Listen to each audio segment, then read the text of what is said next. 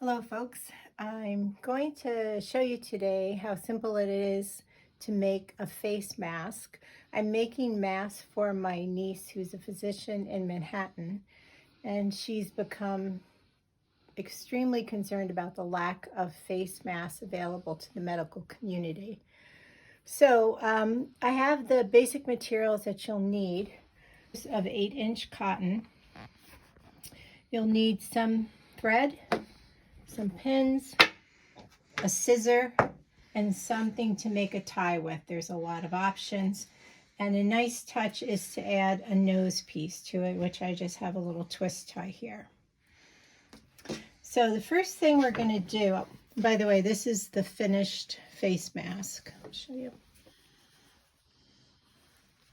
Simple, two-sided cotton face mask. So the first thing we're going to do is lay the two pieces of fabric that I've already cut to 8-inch squares on top of each other. And you're going to sew along two edges. Sew there and sew there. Now I have a serger, but most people don't. So what I did is I used a zigzag stitch and I sewed the two edges using a tight zigzag stitch. It doesn't matter what color thread you use. It doesn't matter what color fabric you have or what color ties. This is strictly a functional kind of get them out quick tutorial. So I have two edges sewn like that. So I have my sewing machine set. You can change your width of your zigzag up here. I have mine set at 5. I want the stitches compact, so I have it set between close to 1, and I have my dial on zigzag. So I'm going to go ahead and put my needle down. The edge of my foot gives me a 1/4 inch seam allowance. Again, this is really not that precise, so that just makes it easy to go back and forth. Don't forget to backtrack to lock your stitch in place. And I'm just simply going to sew the edge of the fabric together. And this gives you the 2 layers of cotton, which will act as a barrier for any aerosol particles that are being distributed by someone who may have coronavirus. I'm going to trim your threads. You can go ahead and trim off any edges that didn't come out exactly right if you want to, as long as you don't hit any of your zigzag stitches. The next thing you're going to do is come to a place where you can iron. And we're going to put 3 pleats into this. So I'm going to just fold my fabric one time and hit it with my iron,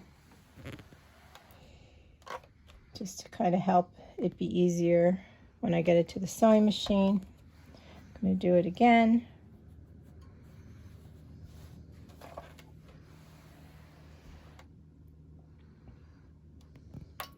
And a 3rd time.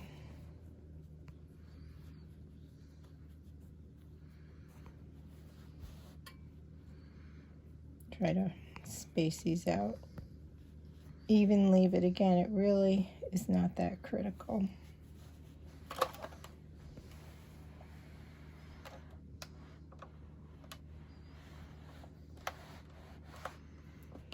And then we're going to go back to the sewing machine and just put a straight stitch. Back at the sewing machine, I'm going to set my machine for a straight stitch. I'm going to put it at about a 2.5 inch length. And we're just going to sew these seams, or these pleats rather, together. Locking our stitches. Using the edge of our presser foot as a guide.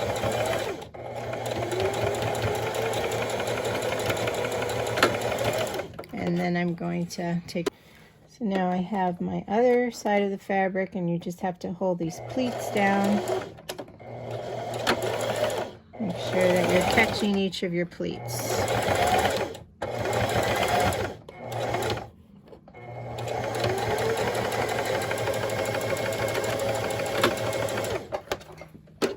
Now we're just going to cut 2 lengths of 1 yard long lacing. You can use a thin ribbon, you can use a thin bias tape, if you have a long shoelace, be creative.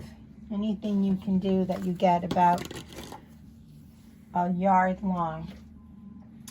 The face mask needs to have more string on the top, so you don't want to exactly put it in half.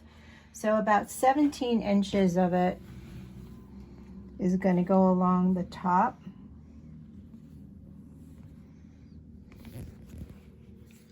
And that leaves about 14 inches on the bottom.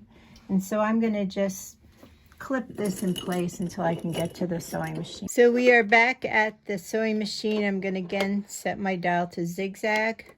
I'm going to keep the length small and the width wide. I've already pre-measured about how much I need sticking out there.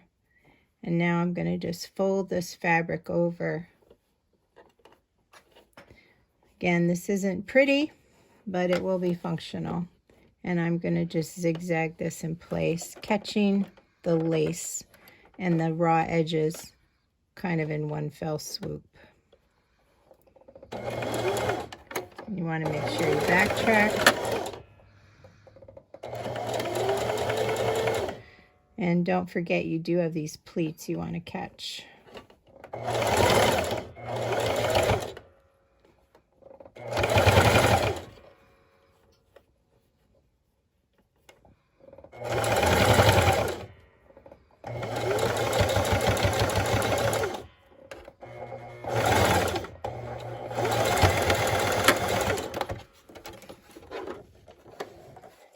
And you're going to trim out any stray threads you have. And now we're going to get ready to do the other side.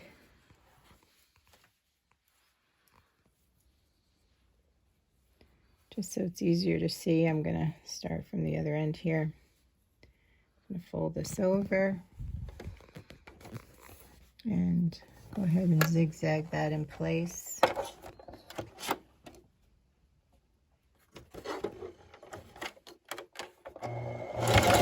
Backtrack to catch my stitches.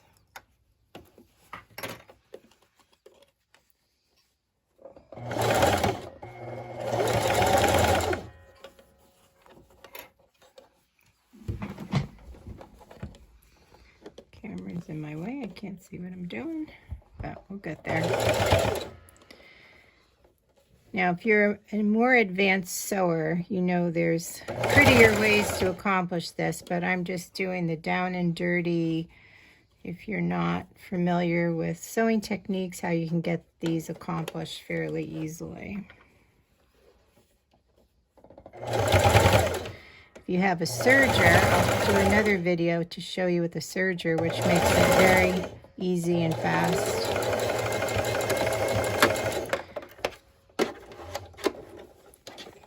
And now the only thing left to do is to attach the nose wire to it. Now I chose red thread to make it easier for you to see what I was doing here.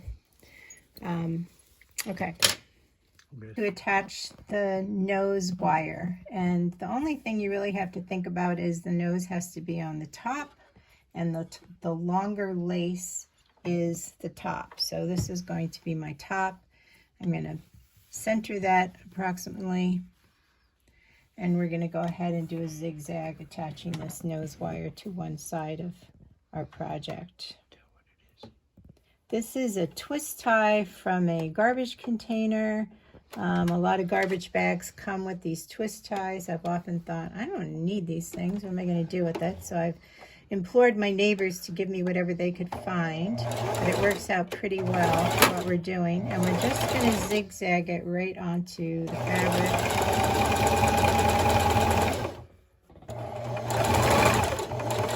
And that way it'll be nice and firm on the nose of the doctor who wears us. And again, we're going to trim our threads and it's done. I'll show you what it looks like. These are washable, and so you can see this wire is going to go over the nose. You tie it at the top of your head.